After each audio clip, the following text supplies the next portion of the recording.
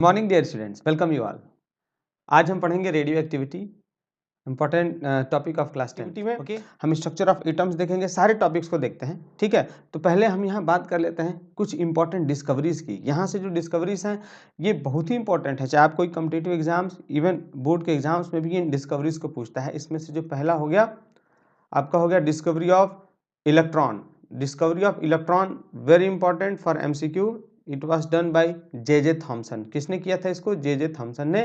क्योंकि रदरफोर्ड ने बोला था कि बीच में न्यूक्लियस है और उसके चारों तरफ इलेक्ट्रॉन्स भी घूम रहे हैं, उस मॉडल से हमको पता चला था। ठीक है, बीच में यहाँ हो गया न्यूक्लियस। ठीक है ना, आप इस न्यूक्लियस जो बीच में है सेंटर में, इसको आप एक साथ बोलेंगे न्यूक्लियॉन्स। क्या बोलेंगे इसको आप? न्यूक्लियॉन्स, जिसके अंदर होते हैं प्रोटॉन्स एंड न्यूट्रॉन्स। क्लियर?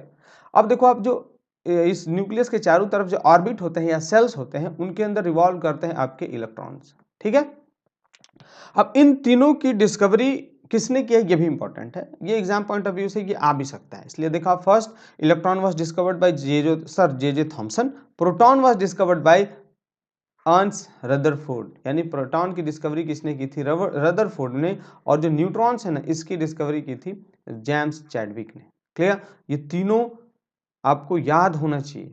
ठीक है, समझ में आएगा? इसका ट्रिक है एक तो शायद ईटा पर नाचे थैया, इस टाइप का है। तो देखिए, ईटा का मतलब हो गया, देखो, ई से इलेक्ट्रॉन, टा से थॉमसन, पहले वर्ड से ईटा।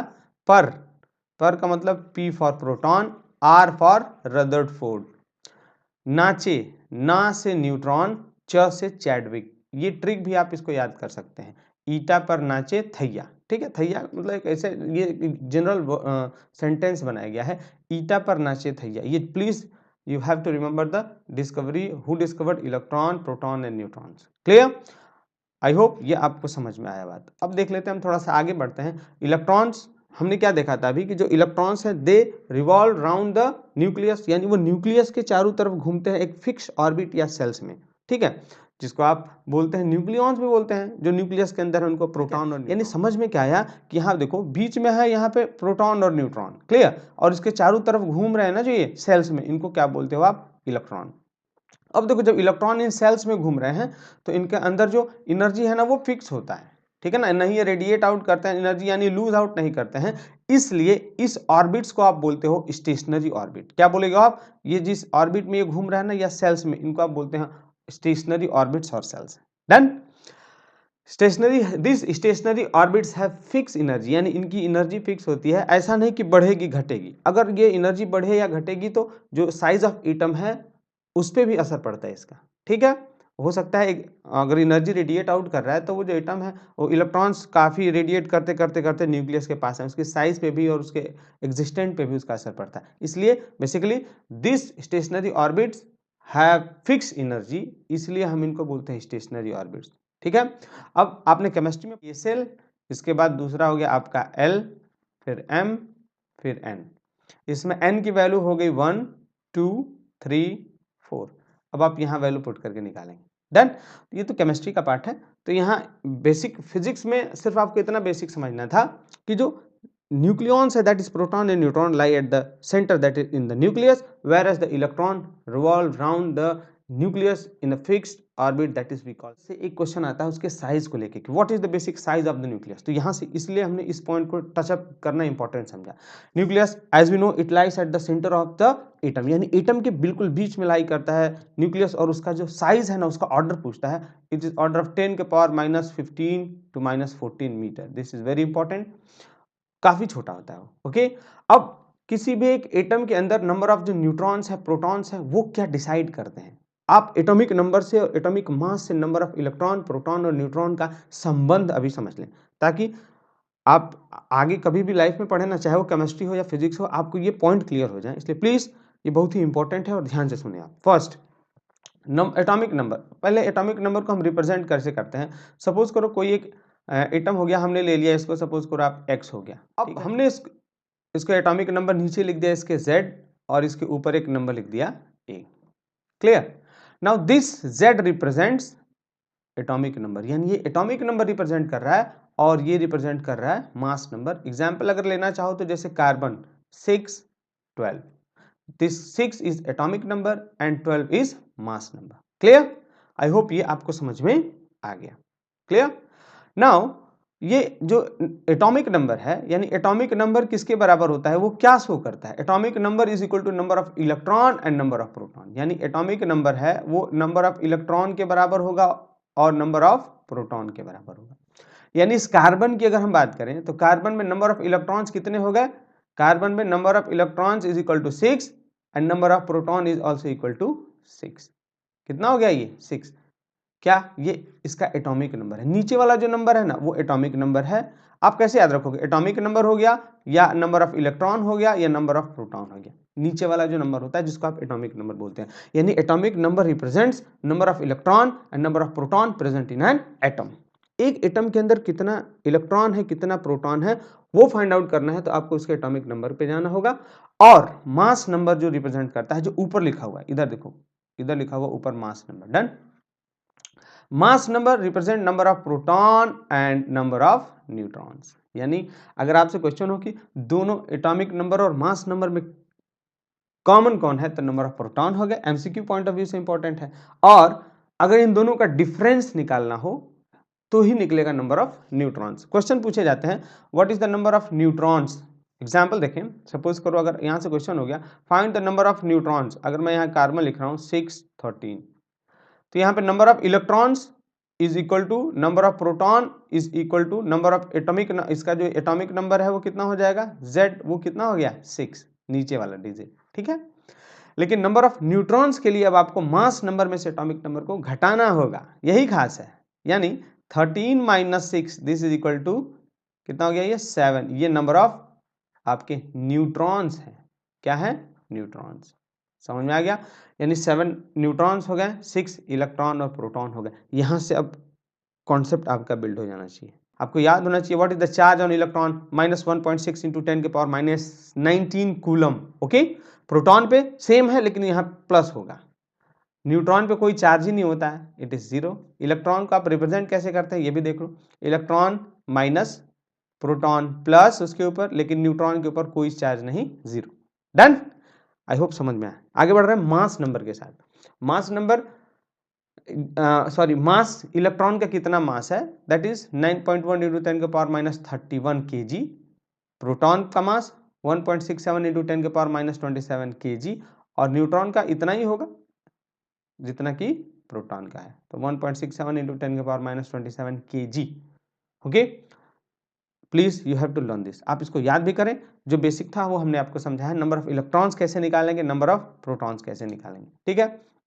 चलो थोड़ा सा आगे बढ़ते हैं, हम एटॉमिक मॉडल्स देख लेते हैं। Atomic number is equal to number of proton and electron. अब थोड़ा हम एक एक करके हाइड्रोजन वगैरह का ना एटॉमिक मॉडल ड्रॉ कर लेते हैं। जैसे हाइड्रोजन की अगर हम बात करें तो एटॉमिक नंबर 1 मास नंबर 1, यानी ये हो गया उसका न्यूक्लियस सेंटर में।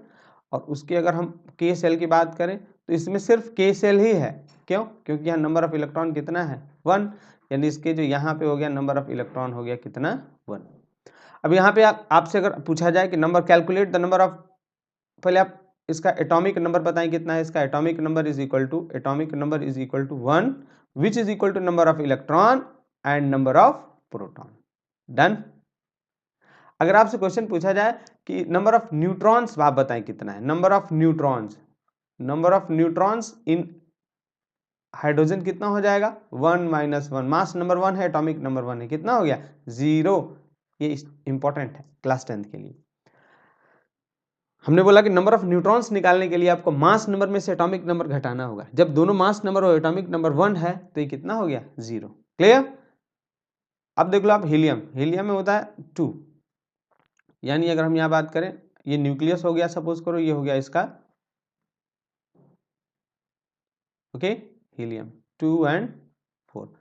तो नंबर ऑफ इलेक्ट्रॉन्स ये हो गया इसका न्यूक्लियस, तो ये हो गया, इसमें होंगे number of electrons 1, number of electrons, okay. तो यहाँ अगर हम बात करें atomic number is equal to 2। नीचे वाला जो नंबर है देख लो यहाँ पे लिखा हमने नीचे जो 2, वही होगा नंबर ऑफ इलेक्ट्रॉन, वही होगा नंबर ऑफ प्रोटॉन। अब यहाँ न्यूट्रॉन्स की संख्या कितनी है अगर निकालना हो तो neutrons is equal to mass number minus atomic number. जो ऊपर डिजिट है 4 वो हो गया mass number, minus atomic number कितना हो गया 2, कितना हो गया 2। ये हो गया number of neutrons. So I hope ये भी आपको समझ में आया। नेक्स्ट सोडियम एटम की हम बात करें तो सोडियम एटम में थोड़ा सा आप देखो, सोडियम का आपको ये नंबर वगैरह याद होना चाहिए, एटॉमिक नंबर, मास नंबर, आप प्रैक्टिस करोगे तो याद हो जाएगा। ओके, तो यहाँ पे इसका इलेक्ट्रॉनिक कन्फिग्रेशन अगर हम कर रहे हैं तो कितना हो गया 281। के में कितने हैं 2, एल में कितने हैं 8, एम में कितने हैं 1। क्लियर, यानी ये न्यूक्लियस अगर हो गया तो इसके 3 सेल्स बनेंगे, 1 2 3। ओके, अब देखो आप यहाँ पे अगर आपको ड्रॉ करना होगा number of electrons, number of electrons के लिए देखो आप यहाँ पे आपने बना लिया 1 1 2, 2 इलेक्ट्रॉन्स हो गए के सेल में, पहला वाला के हो गया, दूसरा वाला एल, एल में कितने हैं इलेक्ट्रॉन्स 8, यानी 1 2 3 4 5 6 7 8, डन। लास्ट सेल में कितने इलेक्ट्रॉन्स है तो लास्ट सेल में सिर्फ 1 है।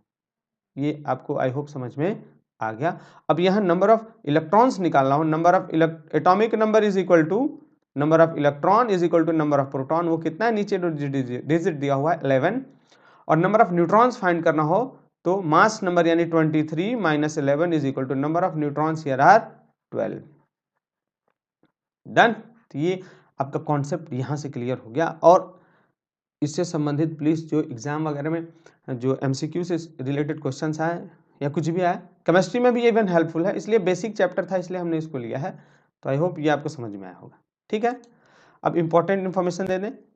बेसिकली जो केमिकल रिएक्शंस देखते हैं हम केमिस्ट्री के अंदर, नॉर्मल साधारण केमिकल रिएक्शन की तुलना में अगर न्यूक्लियस इन्वॉल्व हुआ है, न्यूक्लियस से अगर न्यूट्रॉन और प्रोटॉन्स निकल रहे हैं तो उसमें 10 लाख गुना ज़्यादा एनर्जी खर्च होती है। आइसोट्रॉप्स इंपॉर्टेंट वर्ड्स हैं, यहाँ से क्वेश्चन 100% होगा और मैं आपको यहाँ से ट्रिक के साथ बताऊंगा और 200% मैं श्योर हूँ कि आपका ये गलत नहीं होगा एग्जाम में। ठीक है, पहले डिफिनीशन देख लेते हैं। आइसोट्रॉप्स मीन्स एटम, सिंपल है, atom with same atomic number but different mass number है, जिसका एटॉमिक नंबर क्या हो सेम हो और उनका मास नंबर अलग हो। मैं थोड़ा आसान लैंग्वेज में पढ़ाने की कोशिश करता हूं ताकि बच्चों के एग्जाम में याद आ जाए। देखें, आइसोट्रॉप्स का मतलब एटॉमिक नंबर सेम हो। एटॉमिक नंबर हमने पहले बताया था, नीचे वाले नंबर, ये जो नीचे वाला नंबर है देखो सब में 1 1 1, यही एटॉमिक नंबर है। अगर ये सेम है, ऊपर का होता है मास नंबर 1 2 3, ये अलग अलग है, आप इसे बोलेंगे आइसोट्रॉप्स।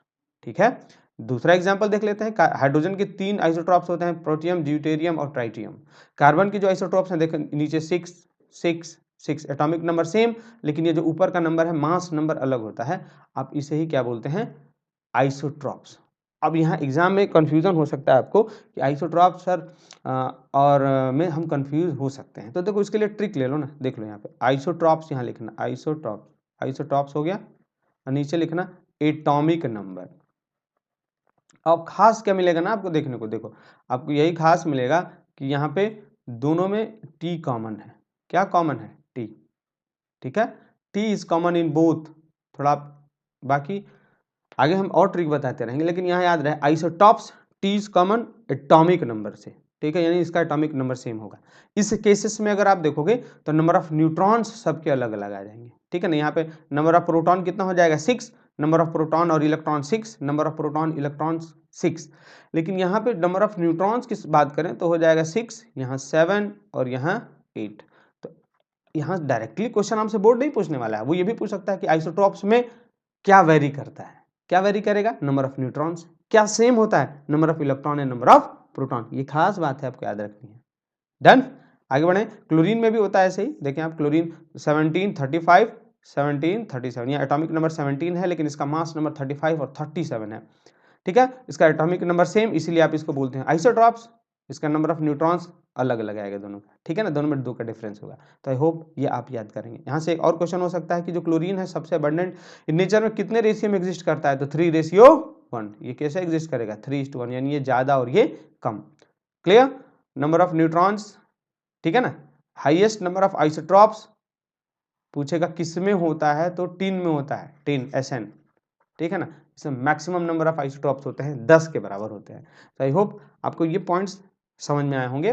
आइसोट्रॉप्स टी कॉमन है आइसोटॉप्स में भी और एटॉमिक नंबर में भी। ये ट्रिक बन गया आपके एग्जाम के लिए, अब ये गलत नहीं होगा। नेक्स्ट, काइंड्स ऑफ आइसोटॉप्स 2 होते हैं, देखो आप इसमें स्टेबल आइसोटॉप्स और अनस्टेबल आइसोटॉप्स।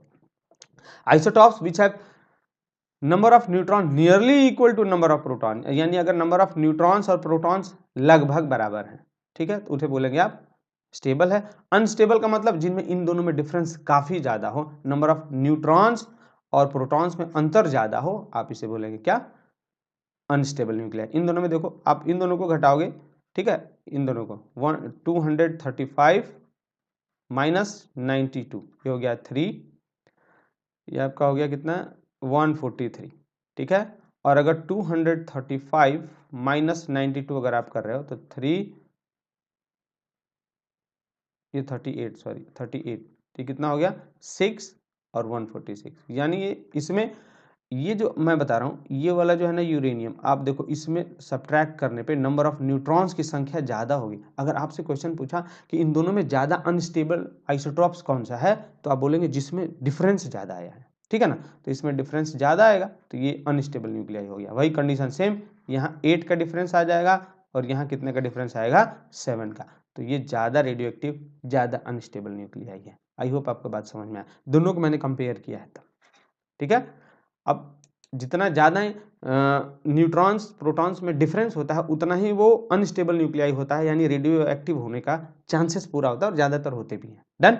तो इन जनरल हमने क्या देखा कि ज़्यादा डिफरेंस अनस्टेबल, कम डिफरेंस स्टेबल, आप इतना याद रखेंगे। Next isobar, okay. आइसोबार देखें definition, atom with same mass number, यानी मास नंबर क्या है सेम है और एटॉमिक नंबर क्या हो अलग हो। तो इसके लिए ट्रिक क्या हो सकता है, देखो ऊपर आइसोबार में मास नंबर, ऊपर जो होता है ना मास नंबर ऊपर लिखते हैं, मास नंबर सेम होगा और एटॉमिक नंबर अलग होगा। यहाँ देखिए 11 हो गया और ये 12 हो गया, क्लियर। अब आइसोबार्स के लिए BARS बार्स, इसके लिए ट्रिक क्या है, देखो हमारा जो हेयर है ना, हेयर को बार बोलते हैं हिंदी में, तो ये ऊपर है, ऊपर है, ठीक है ना, यानी इस न्यूक्लियस में आप यहाँ सोडियम के एटम में देखें, ये जो ऊपर होगा ना वो बराबर होगा, इसलिए हमने बोला क्या आइसो मीन्स सेम, बार मीन्स हेड यानी ऊपर, यानी जो मास नंबर है वो बराबर होगा, तो आप बोलेंगे कि वो क्या है आइसो बार। हेयर को हिंदी में बार बोलते हैं, ठीक है ना। तो वहां से हमने कुल मिला के आपको ट्रिक ले लेना है ताकि एग्जाम में आप भूले ना, आपको कर लेना है परीक्षा में, ये लॉजिक हो गया। आइसोबार्स, हेयर, हेयर ऊपर है यानी एटम में नीचे होता है एटॉमिक नंबर, ऊपर लिखते हैं हम क्या मास नंबर, ये दोनों कॉमन हो गए 23 और 23, ये आपका हो गया आइसोबार। डन। कार्बन में भी देख लो, ये भी आइसोबार हो गया, यहाँ पे देखो ये 14 हो गया, नाइट्रोजन में 14, लेकिन ये अलग है, तो ये हो गया आइसोबार्स, क्लियर। आइसोबार है सेम मास नंबर, उनका एटॉमिक नंबर अलग होगा। आइसोटोन्स, अगला है आपका आइसोटोन्स, देखो आइसो मीन्स सेम, TONES, अब देखो न्यूट्रॉन्स, दोनों में n कॉमन है, क्या कॉमन है n, यानी आइसोटोन्स में number of neutrons are same. अब नंबर ऑफ न्यूट्रॉन्स निकालने के लिए आपको मास नंबर में से एटॉमिक नंबर घटाना पड़ेगा, यही तो खास है। एग्जांपल देख लो आप, देखो इस वाले एग्जांपल में देखें, सोडियम में से 23 माइनस 11 कितना हो गया, कितना हो गया 12 आ गया। अब यहाँ देखो इसमें 24 माइनस 12, ये भी कितना आ गया 12, यानी घटाने के बाद जो नंबर ऑफ न्यूट्रॉन्स बराबर आएंगे तो आप बोलेंगे कि आइसोटोन है। समझ में आ गया क्या। इस वाले एग्जाम्पल में देखें आप 39 माइनस 19 कितना हो गया 20, और इसमें भी अगर आप घटाओगे तो कितना आ गया 20। So in isotones number of neutrons are equal, ठीक है, समझ में आया। तो आप देखें यहाँ से एक डिफिनीशन आता ही आता है, कॉम्पिटिटिव एग्जाम्स में भी और आपके बोर्ड में भी आएगा, आएगा 100% श्योर। तो आइसोटोन, आइसोबार, आइसो और आइसो इलेक्ट्रिक भी होता है, उसमें नंबर ऑफ इलेक्ट्रॉन्स वगैरह सेम होते हैं। तो आपके जो सिलेबस में है हमने उसको कवर अप कर दिया है। अब यहाँ से जो बेसिक फंडा था आपका, स्ट्रक्चर ऑफ एटम क्लियर हो गया, आइसोटोन, आइसोबारिन के डिफिनीशन और कॉन्सेप्ट क्लियर हो गया। आई होप अब आप यहाँ से गलत नहीं करेंगे। अगला जो वीडियो है उसमें हम लेके आएंगे न्यूमेरिकल्स, जो रेडियो एक्टिविटी पे हैं, बहुत ही ईजी है लेकिन बहुत इंपॉर्टेंट होते हैं। एक बार हम बता देंगे, आप हमेशा उसको कभी गलत नहीं करेंगे, ठीक है, ट्रिक के साथ। चलिए, thank you, please keep watching, have a nice day, जय हिंद।